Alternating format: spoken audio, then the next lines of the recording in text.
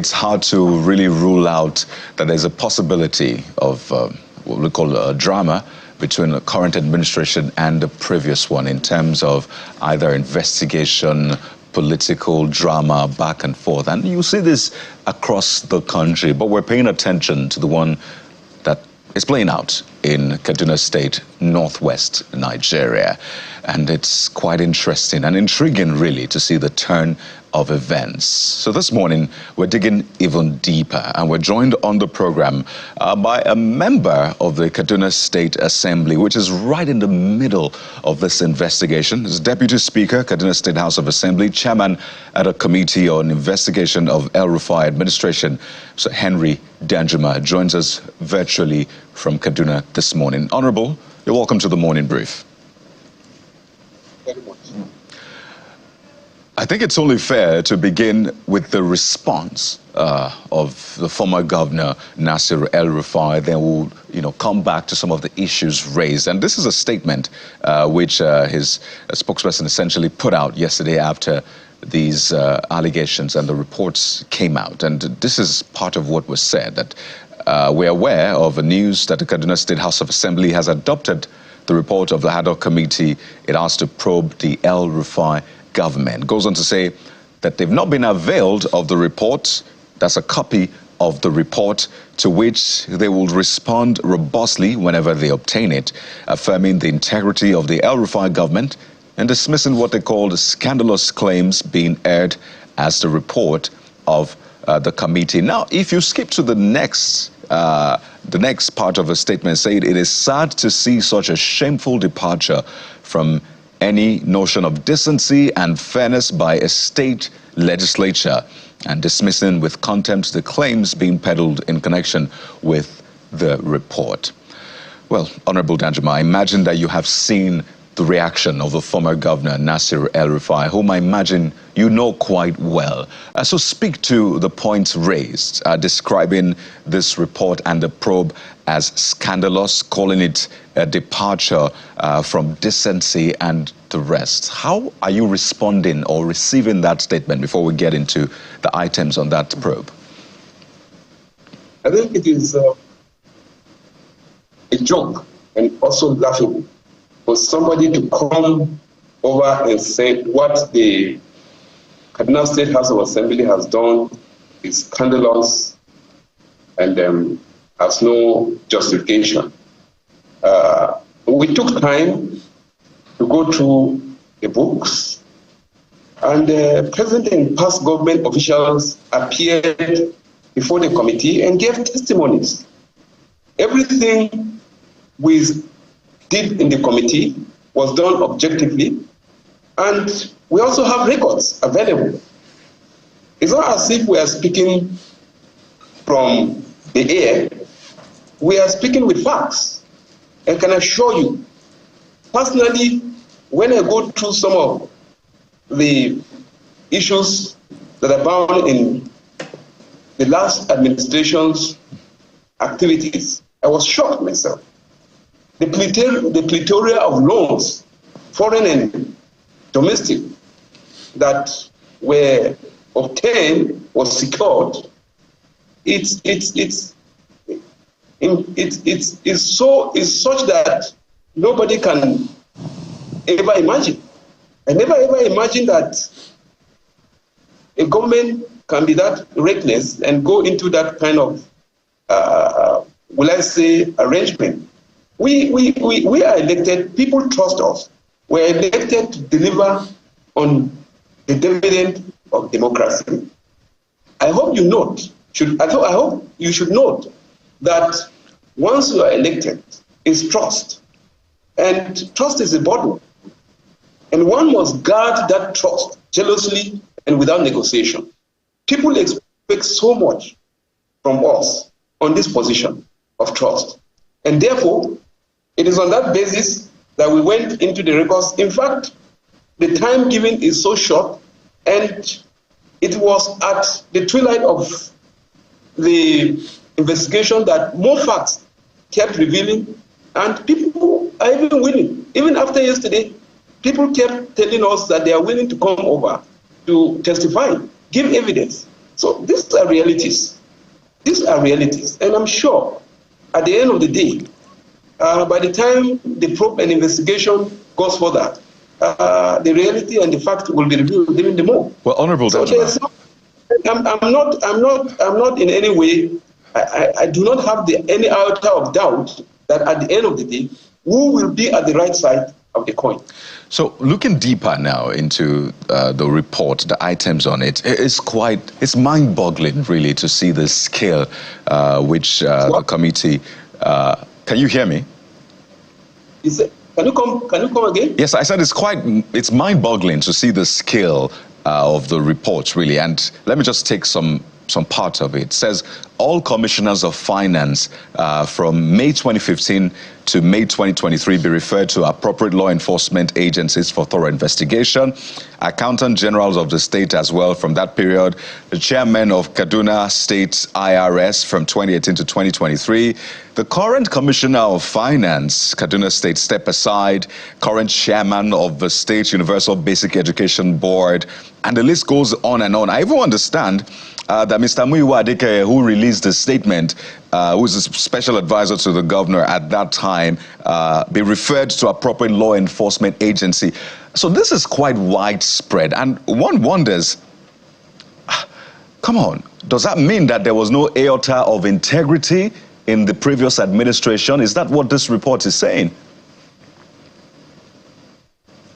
Well, obviously, from what we have found out, the entire administration was padded and saddled on, executive recklessness and all those that we have found or we have commended or recommended to be probed or to be investigated are people that definitely must have colluded in one way or the other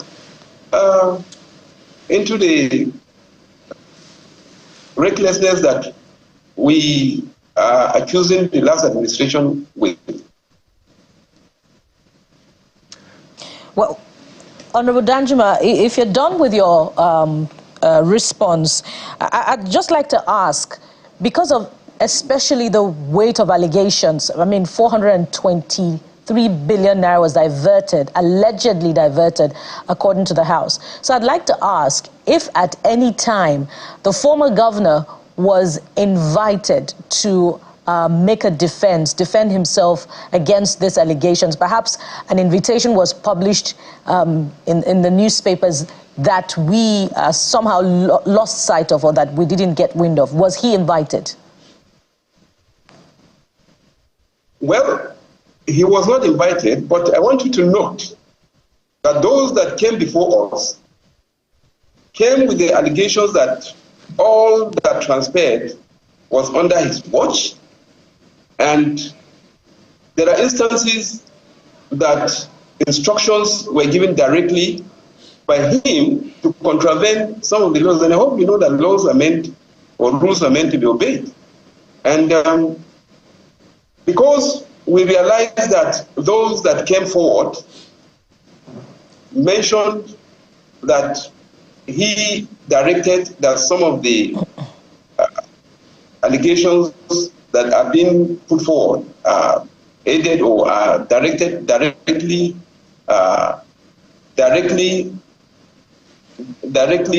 his instructions.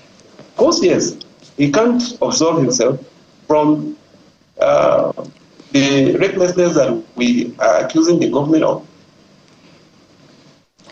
One more thing, Honorable. The report here says that the former governor authorized the humongous withdrawals of both cash in naira and dollars with no record of utilization and denied a state of the needed development. That's what the report says. But the House spokesman said yesterday that there was no approval of such funds linked to the former governor, but all of those non-approvals, so to speak, and release of funds were linked to his cronies. That seems to be a contradiction.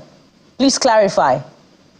Well, I hope you know that he's the chief accounting officer, and all this happened under his watch. So how can he absolve himself? How can he absolve himself?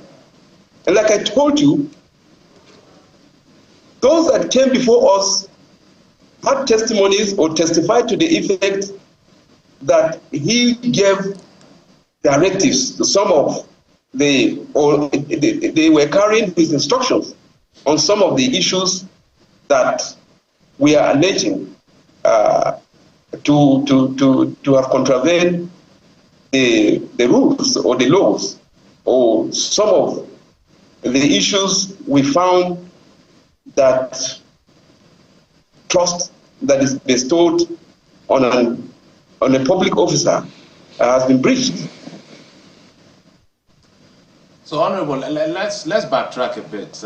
You cannot shave a man's head in his absence. So why was he not invited?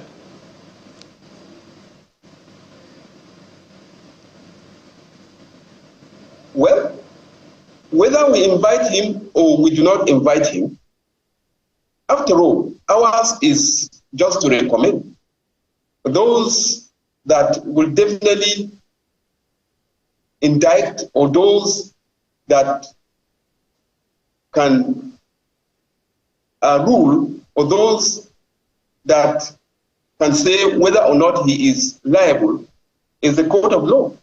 And we feel, first and foremost, that we needed to have those that work under him come before us.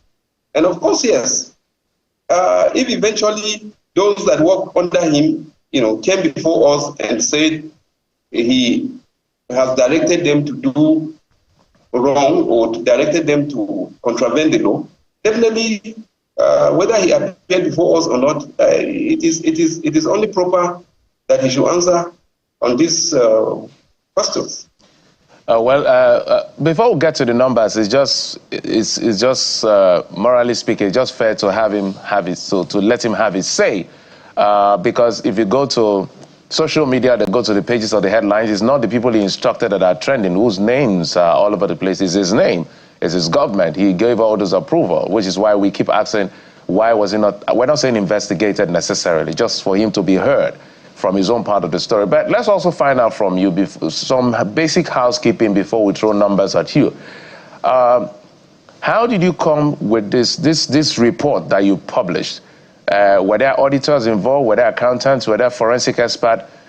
What do you do? How do you defend those numbers? Those numbers were not concocted. Those are realities.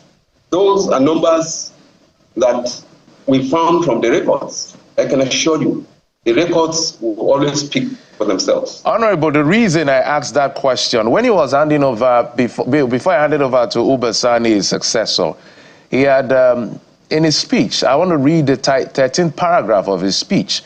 He said, as at the last financial year, Kaduna State has the following liabilities: domestic debts, 64.5 billion naira, other contingent liabilities, 16.06 billion, foreign debt, 577.32 billion naira.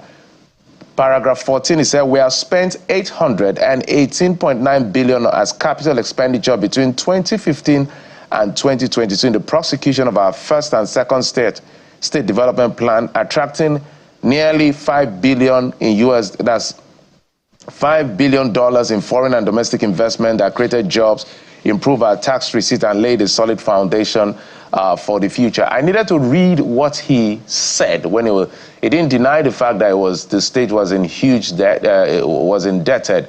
But have you been able to position some of these monies that were spent with projects? Because the allegations as to the fact that 60% of them are not completed. I needed you to speak to this.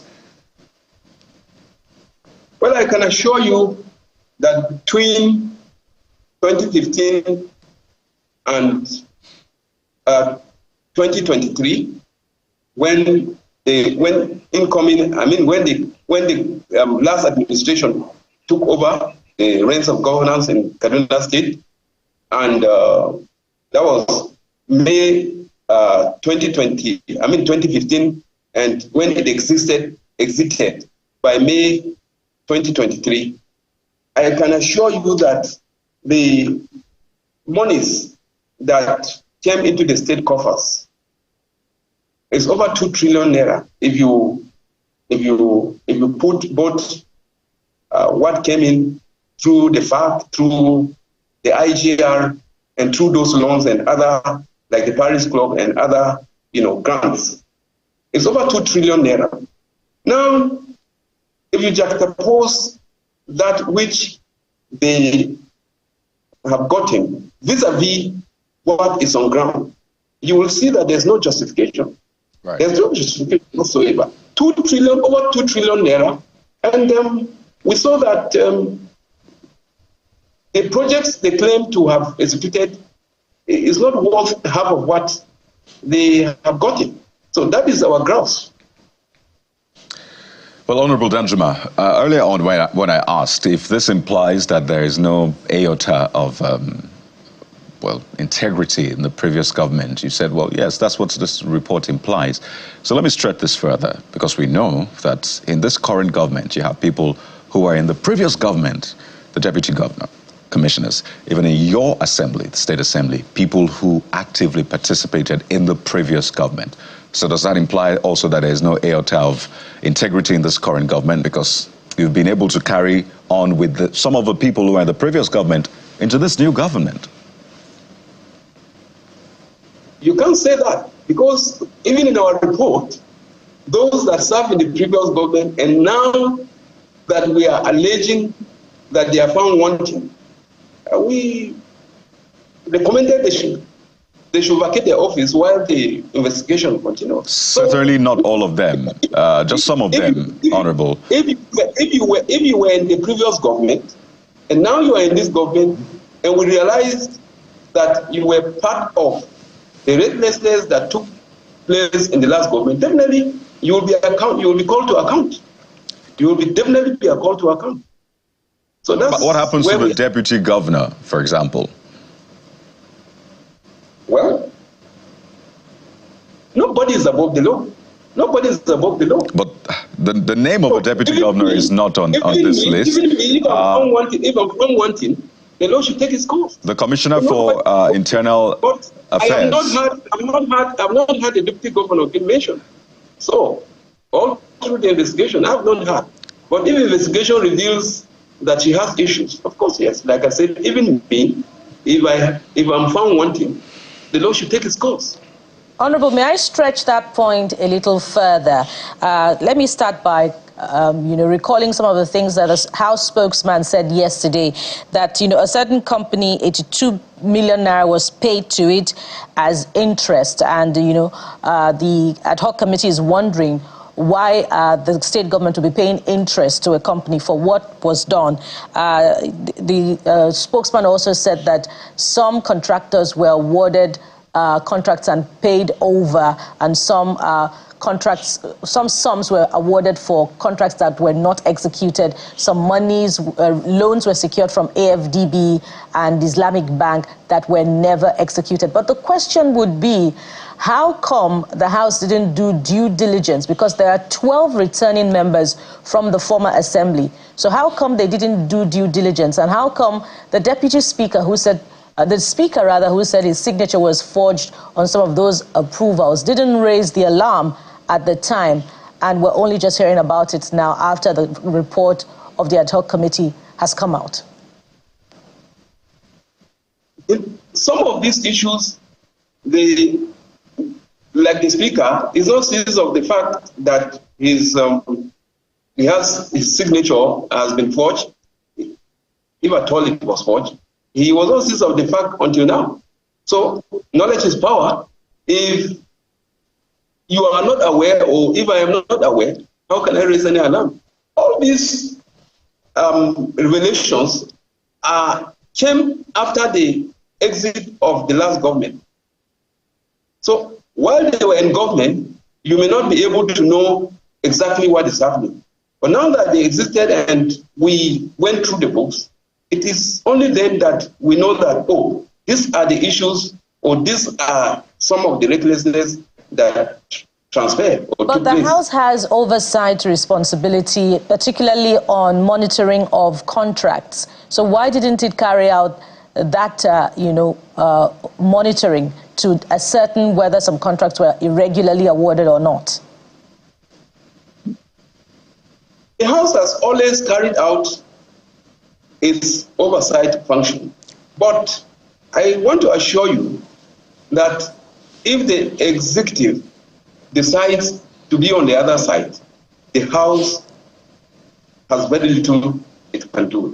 It can be limited to a point that I hope you know that the executive controls both the finances and even the security. So I think to some extent the House, if it does not have the if it does not have the cooperation of the executive, its wings can be clipped, and it can just be issues and trouble all through. And I think during the last administration, that was exactly what transpired. Honorable, there is a concern raised in your recommendation from his speech that he gave before handing over. He talked about attracting both foreign and domestic investment to the tune of $5 billion and all of that.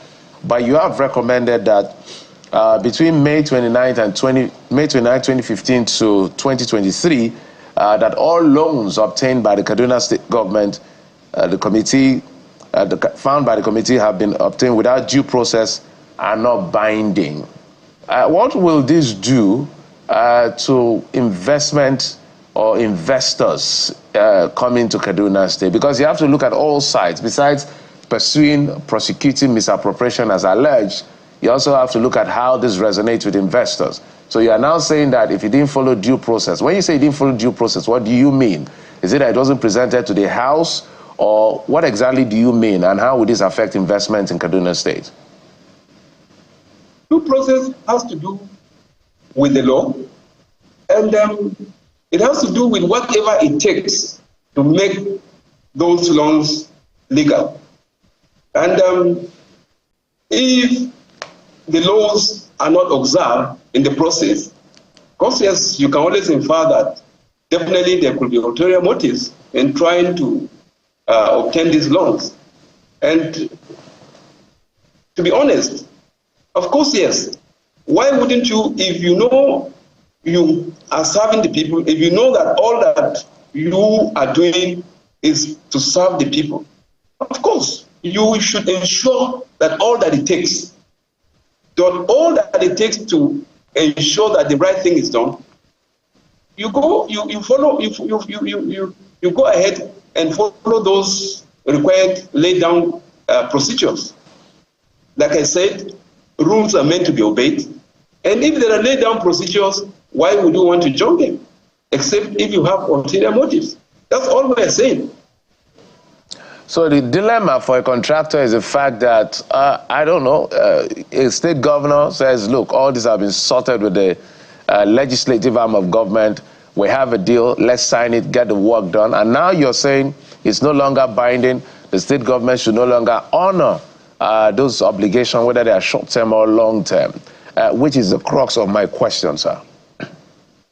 Well, like I give you an example. Towards the end of the administration, a sum of 20 billion naira was said to be guaranteed by the state government. And the arrangement from a bank, Zenith Bank to be specific, the arrangement was that monies will be collected by the state government on behalf of contractors. Now, the state government, instead of collecting the money or being the debtor directly, they went indirect and said they are guaranteeing the loan. Now, I have never seen where a guarantor is the one that is providing collateral. It is the debtor that should provide collateral. But in this case, it is the guarantor that is providing collateral. And then it is the guarantor that is also responsible for paying the debt. Meanwhile, the money didn't go into the account of the state government. And it is law that all monies, whether loans, grants, that are coming or that are for the state should go into the state account first before they are disbursed. Right. But in this case, a loan was purported to have been guaranteed, and then the money went straight into the account of the debtors. Meanwhile, it is the state that is guaranteeing, it is the guarantor that is providing collateral. And what is this collateral? It is the state internally generated revenue account that was tied with the bank, so that every month that bank can offset I wouldn't say loan. Is it offsetting the guarantee of the loan? I don't understand. How do you see this arrangement? I look at this as a very shabby arrangement. Why don't you ask those that you are guaranteeing this loan to provide the collateral? But it is the state government that is providing the collateral, and it is the state government that is offsetting the loan. Meanwhile, it is a guarantee. It is not a loan to the state government. And so we find this to be definitely wrong and illegal and against the law. And we have recommended that the state government should not honor that transaction. All right. Okay. Honorable Danjuma, I'd like you to see something, because we're also curious as to what happens next. But about the current governor and the former governor, we know the relationship which they seem to have had. And this is a post on Twitter at that time that the current governor put up, calling Governor El-Rufai a long-standing friend, dependable political ally, whom he has continued to drink from his fountain of knowledge and wisdom. And he goes on to say that Kaduna State and indeed Nigeria are lucky to have such a highly innovative, resourceful and patriotic personality whose only motivation in life is the advancement of the condition of the common people. With Governor El-Rufai, Kaduna State is in safe hands. Governor Obasanjo, now Governor Obasanjo, said at that time. And I wonder if his long-standing ally, friend, someone that says, his own major concern is the advancement of the condition of the people, says Kaduna State is proud to have him and all of that. Is he happy with this current probe? Does he still hold this view? Because I imagine if he said this then, has that changed now? I wouldn't say that has changed. I hope you know that over 2 million people came to vote Governor Obasanjo and to entrust the mandate in his hands. As far as I'm concerned, Governor Obasanjo is only trying to render his stewardship to the people. The personal cordial relationship with Madam El-Rufai, as far as I'm concerned, still remains. So he's happy with this probe? His stewardship to the people, he has to account. So he's happy? Is he happy with this probe? The governor will definitely be happy because he has to, render his stewardship to the people that elected him. Right. If his friends don't want him, his friends will come over and answer. All right. I hope if everybody will stand on his own. So, well, Honorable, we have to anchor at this point because of time, but you've provided some insight. So does that mean that former Governor El-Rufai will need to appear before who now? Who's probing this? Sorry? Governor El-Rufai, after all of this has come out, Governor El-Rufai and the former commissioners and others, who will they need to appear before? Who should they report to now? If they are invited by the law enforcement agencies, they will go there. So that's the police, I imagine. It could be the police, it could be the EFCC, it could be the ICC, and any other agency that is responsible with. Okay, so you've not lodged these allegations before any of the law enforcement agencies. Only recommended to the governor. Okay. To take further. It is within his. All right. Discretion and jurisdiction. All right, just to be clear, I would like to thank you so much, Honorable Henry Danjuma, the Deputy Speaker, Kaduna State House of Assembly, also Chairman, Ad hoc Committee on Investigation of El-Rufai Administration, Kaduna State Assembly. Thank you for your time. Thank you. Well, we'll take a moment now on the show. Well, we'll wait to see what the El-Rufai camp says after this. They had released a statement which we put out. But of course, we see what comes up next. But we'll take a moment now and talk about how this minimum wage debate and conversation concerns you as an employee and employer in the private sector. Stay with us.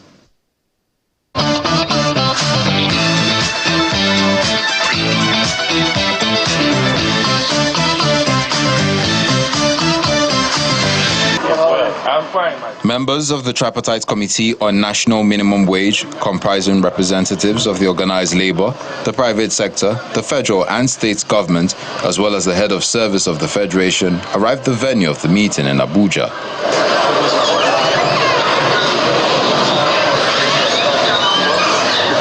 This is the second meeting of the committee after the suspension of the strike. After about 3 hours behind this closed door, the meeting ends and some of the representatives brief journalists on the outcome. After the meeting of yesterday, we adjourned to today. We just had a meeting at 12 again, but there is nothing